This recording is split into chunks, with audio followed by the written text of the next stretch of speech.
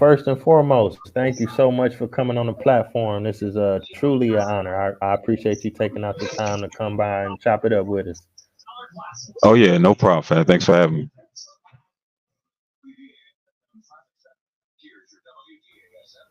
Man, okay. So for the viewers who may not recognize you, could you let them know who you are and definitely where you from? Yeah, I'm sure a lot of people don't recognize me. They're like, "Who is this bull?" So, so I am Dr. Phillip Roundtree, the Black Dr. Phil, but Black folk could call me Phil. Um, so I am from Philadelphia, born and raised.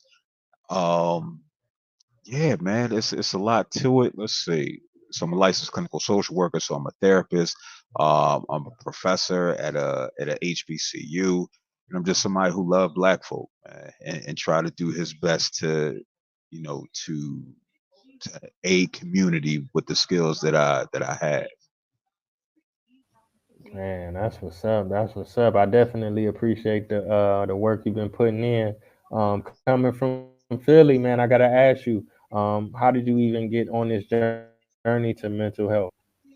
So when it comes to just mental health and our journey as Black folk, right, we recognize that due to our the disruption of our existence coming from Africa here to this world, right, under the conditions that we were subjected to, um, we've been exposed to the harshest type of psychological and emotional trauma, right? And so that's passed down generationally, unfortunately, right? When we talk about this idea of epigenetics, so how we handle stress, how we show up in this world, right? And so when I think about my journey, and I can't think about my journey as being separate from community, right? Because we are one, right? And so if somebody is hurting in some capacity and finding difficulty navigating their day to day, then it impacts us all,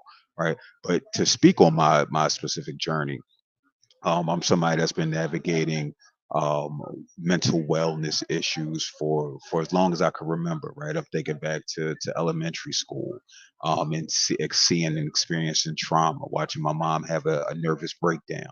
Right, like so many Black folk do, um, whether they do it outwardly or whether they do it inwardly. Right. Navigating my brother dying from opioid use, right? So I got a complex relationship with hip hop, with rappers like Future talking about lean and codeine and all that jazz, right? Because that's what killed my brother back in 2001 at 24 years of age.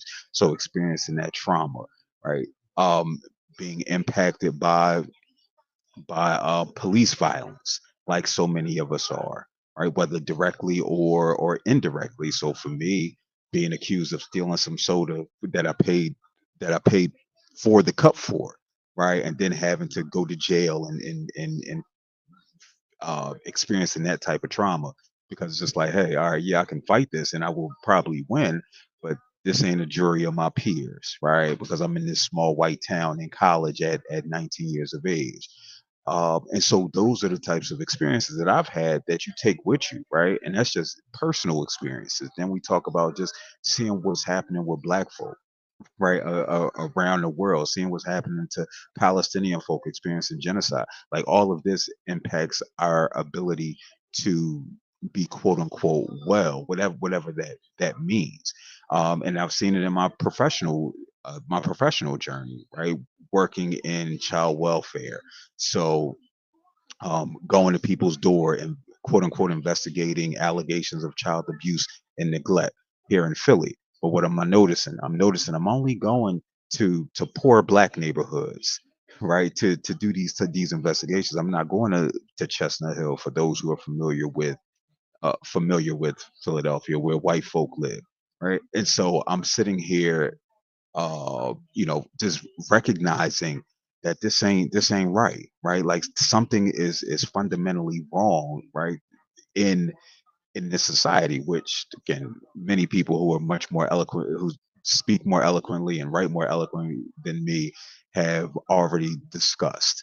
But seeing it firsthand reinforces my commitment to community, right? Then being a therapist, working specifically with black and brown boys, recognizing how the mental health system really doesn't give a damn about them, right? And doesn't give a damn about black folk. Um, and we see that in the manifestations of that. It's just like, okay, we're gonna give you all the medication in the world, right? Because we don't necessarily want to understand what's happening with you. And then that goes to just the pathologizing, the over pathologizing of the black experience. Like, oh, this is how you're supposed to be. But think about it, right? A kid in third grade who's 8, 9 years old, if they're not sitting in their seat for 8 hours a day, they say that there's something wrong with them, right? And so folk aren't questioning, well, what is it? Why should an 8-year old, especially knowing what we know about just developmentally of a child, why is this an expectation? Right. And this goes to the pathologizing of a community because they're not necessarily doing that with little Timmy and little Billy, even though I know it's little Timmys and Billies that's black out here. Right. But they doing it to us. And so for me, my personal experience and my professional experience really um made it imperative that the work that I do really centers us because of if I can't, they not going to free us. You know what I mean? Only we going to free ourselves.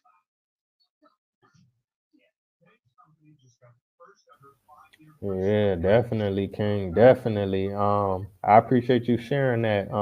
I wanted to kind of ask you because you speak about the diaspora, you speak about Africa. It seems like in America in particular, a lot of black people, if you ask them who they are or where they from, you get a variety of answers. It's not like one or two answers. It's a multitude of answers. Um, and I can ask you how does not having that identity or not recognizing that they are from the diaspora or Africa, how does it affect them, psychologically, or how does it affect their mental health? Oh yeah, no doubt, man. Identity is crucial in everything. We all want to belong, right? We all need this sense of we all have this innate sense of belonging, no matter how we identify, race, ethnicity, gender wise, right? And so the more you're able to trace back your lineage, your ancestry, the better off you'll be because you'll have what? You'll have knowledge of self. It's no different than um, let's use the example of if you have some type of medical issue, right? And it's not the cliche you go to a doctor if you're feeling sick, right? So why wouldn't you go to no, that's not what this is. We think about it in terms of let's say let's say the sickle cell trait, right? If you don't recognize that that's passed down genetically, right? That's hereditary, then you're going to be what? You're going to find out when something goes wrong, right? And you can't be preemptive in some capacity, right? It's much easier to recognize that you have, or much, I'm not gonna say easier to deal with, but you just have more information, you have more data if you recognize something at a younger age than if you do at a later age. You know what I'm saying? Or not having it at all, and then you'll forever be on this quest of who am I?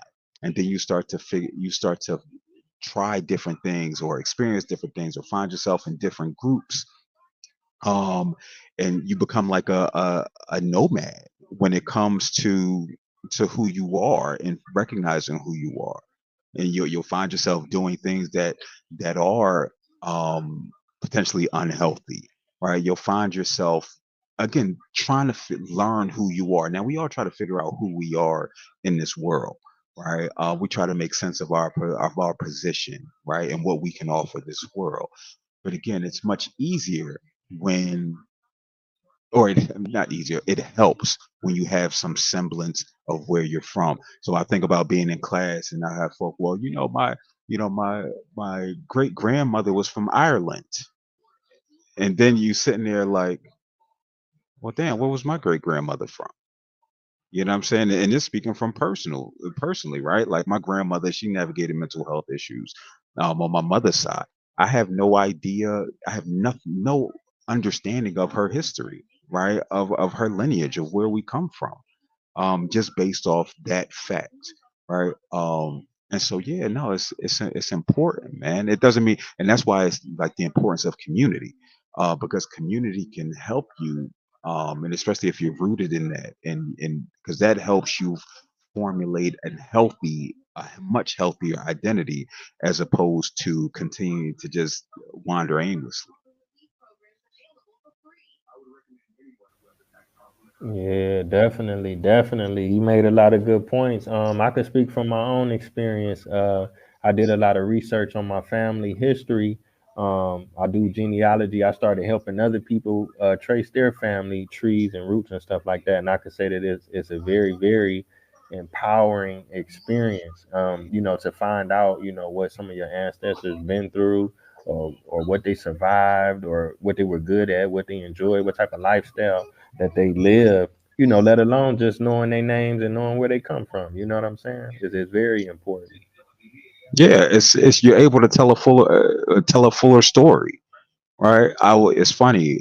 So I'm on Facebook, and I see like some distant cousins of mine, who I didn't know, right? But they knew my dad, and my dad was around them and down south in Savannah. And the sister posted about this. What tribe was she a part of? I can't remember the tribe, right? And it was like this. She posted like, "This is a distant relative of mine," and so I looked, and it was like, oh, South Carolina, right? Bertie County, South Carolina. This brother Rashawn, who just I know from social media, I hit him up like, like, yo, like I got family in Bertie too, right? And that's where he from. That's where he was raised and all of that. And so even with that, it's just like the connection piece that comes from that. You know what I'm saying? So I'm not looking at you as another black man as a potential enemy. I'm looking at you as kin. I'm looking at you as family, as opposed, even if it's somewhere way down the line, even if we just sit, because we know, how we give it up when it comes to terms like family. Listen, we just on the same block, right? We might play together, we might have hooped together. No, that's family, that's my brother, you know what I'm saying? That's my play cousin. But I wouldn't never know that I had family in that space if this sister didn't do the genealogy to and the research to find out like more about our family history. And so it's a sense of pride. You know what I mean? It's definitely a sense of pride that was uh eh, stripped from us, right? And we talk about the psychological violence of chattel slavery, not just the physical violence, but the psychological violence. Yeah, we all got that clip of what's your name, uh, Kunta Kunta Kinte, right? And then until it gets to the point where it's Toby, and what's lost in that is you end up with names like Phil Roundtree. I don't know who the fuck that is, right? I don't know who Roundtree is. It might be some quote unquote slave master, right? Um, but no, and that's why folk like Roundtree. Yeah, Roundtree, my name for right now. You know what I'm saying? But that ain't what it always was, right? So that's why it's important. Yeah, yeah, definitely. Cause I corrected my name, when I did my research, that's what made me change it, cause I traced it all Mm, the way to a plantation, and they got this thing called a slave schedule, and I'm seeing the name of, my family on there, but it's this the person that owned us. And 200 years, 100 years later, we still naming our kids and our grandkids. And then if I marry this woman, I'm gonna give her this name. So I'm like, I gotta, come up with something. I got to break one generational curse if I can help it. You know. word, word. Let me see now. Okay, now I wanted to ask you this. A lot of the stuff that you had mentioned, it seemed like it's historical. It's been going on for a while, but I noticed myself, post COVID or even during COVID, a lot of Black people was going through. I guess the world was going through a lot of things, but it seemed like it's kind of been a greater urgency for mental health and for Black men in particular. If you could kind of speak to that. Yeah, because we recognize like that was a painful time for us all, right? Like we have this unknown virus that's coming in that's killing black folk disproportionately, right? Because again, we get to when we start talking about things like access, we talk about just a litany of issues that would make us more susceptible to experience the ills of COVID. So we got more underlying health issues than anybody else. This isn't just by our lack of self control, right? No, this is intentional. So we talk about things like food deserts. Where can I buy some healthy broccoli? within 2 miles, right? Even the food we love, right? We make your mom made miracles every Thanksgiving, right? We talk about fried chicken, we talk about all these different things that we utilized in order to survive. Because in order to make some type of change or to halt generational curses, you got to survive first. You know what I mean? But then it's just like, all right, once we get past that point of survival, what's next? Right. And so what we've seen is that a lot of people's mental health took a hit during that time period, because you start to realize you have no connections, you have no healthy connections, you start to lose people, right, which impacts your well-being. You really just start to you really just start to analyze and assess and really feel the pressures and stresses of this life that we've been conditioned to live, where it's just like get up and work, nobody really cares about you, especially men, especially black men, where you just gotta, again, you gotta suck it up, you gotta endure, right? Like that's the biggest thing for us. We gotta continue to endure, which is does our well-being, specifically our mental health, no good. Yeah, definitely, man. Definitely. Now I can ask you, I guess obviously it's a lack of black people in the mental health field.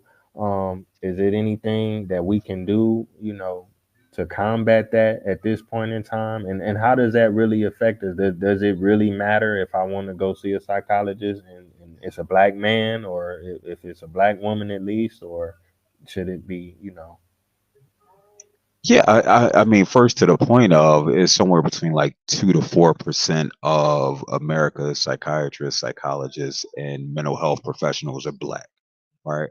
And so, what does that mean? It's a high likelihood that you're going to go to somebody that doesn't necessarily look like you, and unless they've done the work to be, and I hate the term, right, to be culturally competent, right, to recognize the differences and to recognize their biases, the implicit biases. If they haven't done that work, then they're not going to necessarily view you and your experiences as being as unique as it is. That's when you get the pathologizing and the over pathologizing of black experiences. So when we talk about black men into we look back in the 60s and 70s, they will be diagnosed with schizophrenia. If we when we get into like the 90s and up until now, it's bipolar disorder, right?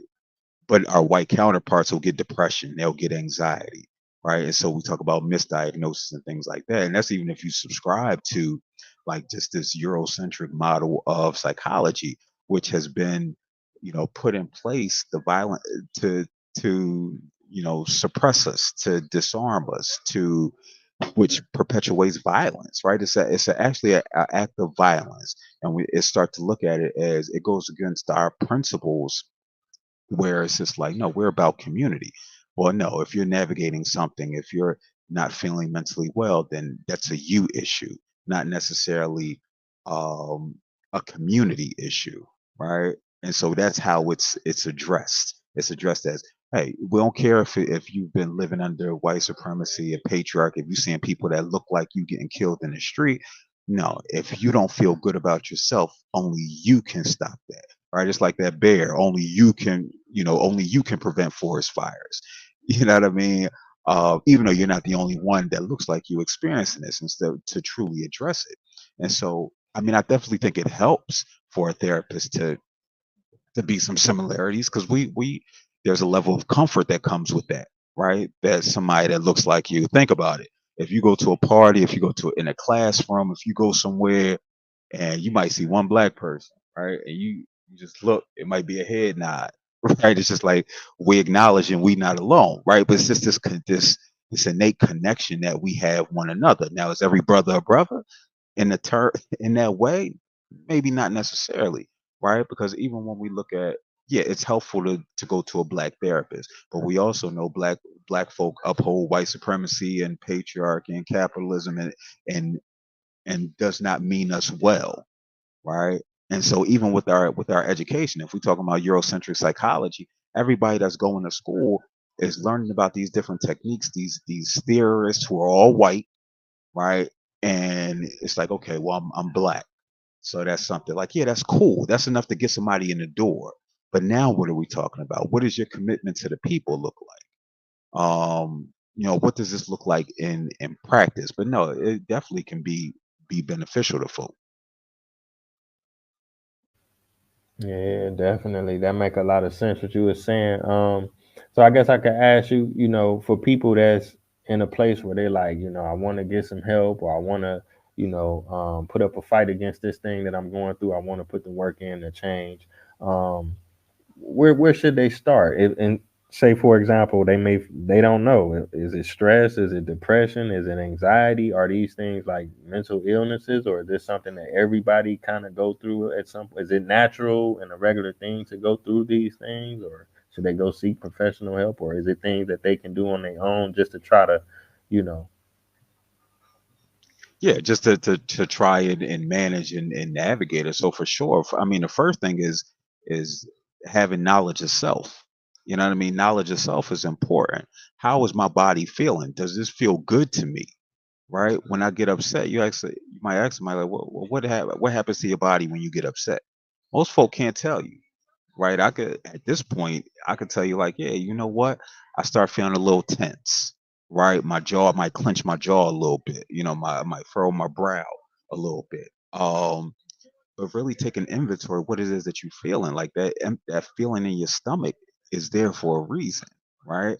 And it's important to then listen to it.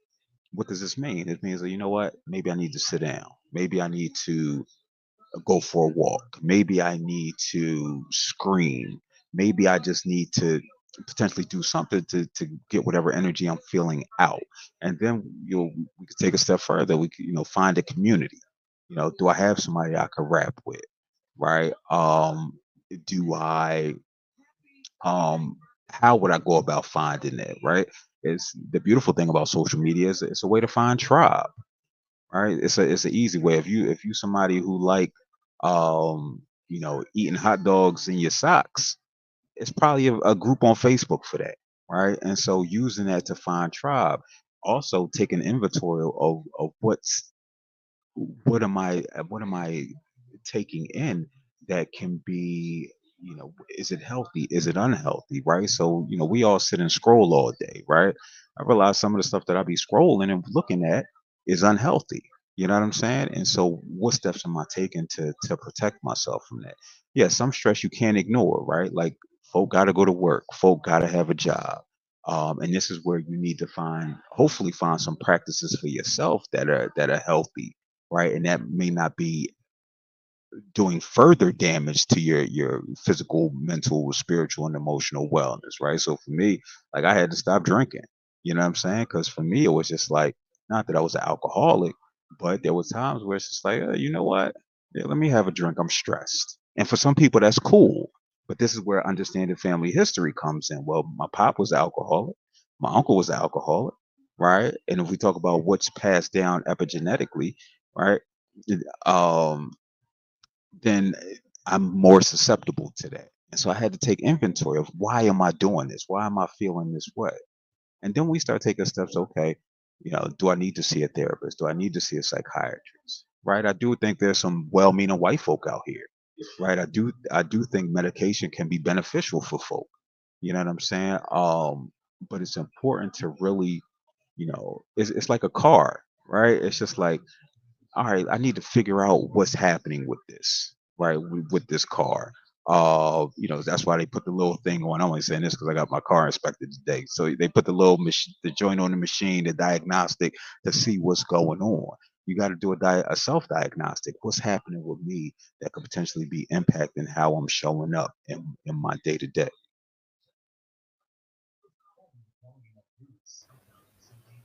Yeah, I can definitely relate because, like you say, some of the things that we, impose on ourselves or we take in, we got to be mindful of. Because I know I'll be on social media and then I just see this or see that, and it'll change my mood. Like I'll be upset, like, why did they post that? Why did they share that? But that's on me to kind of, like you say, unfollow certain things or, kind of cut down the amount of time that I'm spending on social media and stuff like that, taking steps and stuff. Yeah, no, it's Yeah. important, man. Now you We got gotta take inventory. hmm Now you got podcast. I do. So I got two podcasts. So I got the hashtag You Good Man, Men's Wellness podcast that's on all streaming platforms wherever folk listen, and so that's just dedicated to men's wellness. So just having real conversations about what's impacting brothers. You know what I'm saying? Again, of all races, of all ethnicity, of gender identities, or what have you. Right? What's impacting us? It's been a little bit since I did an episode, but it's funny the other day, a sister was watching she had listened to a podcast, first time seeing her in a minute. She's like, "Yeah, I watched it, and you was talking about how what's that sister name, Sukiana or somebody like this boy had forcefully kissed her, right?" And so, like, yeah, that's sexual assault, right? And so I'm gonna have real conversations about rape culture and sexual assault, and it's just like, all right, yeah, he did that, right? Very problematic, but also how did he get to the point where he feels comfortable in just grabbing the sister by her mouth and just forcefully kissing it, right? Because that ain't just start today. That's something that's learned, that's reinforced over time. And so it's important for us brothers, if we want to really be on this quote unquote healing journey, we need to realize like there's a lot of um unhealthy things, especially black men, that we've picked up over the course of time that we need to reassess. You know what I'm saying?